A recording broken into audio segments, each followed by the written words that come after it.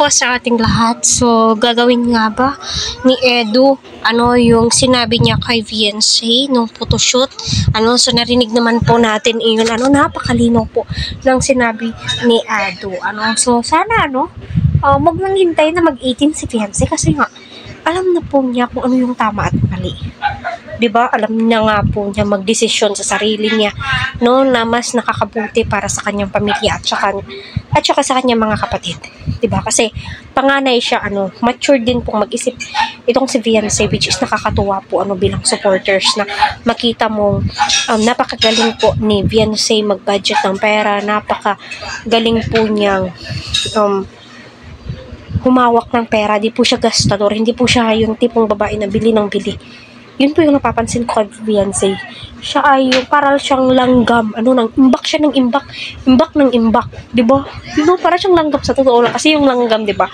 Habang wala pang ulan, ambak, naghahanap sila ng mga pagkain nila. Saka kapag ulan na, so nasa bahay na lang po sila nag-stay, which is, ganun po si Viancy, Yun po yung para sa akin na opinion ko lamang po yan. Kaya patuloy po natin suportahan si Kalingap Rob, Kuya Vol at ang buong team Kalingap. Ika nga ni Edu, baka pwede na daw pong magpakasal si Viancy kapag siya ay 18 years old.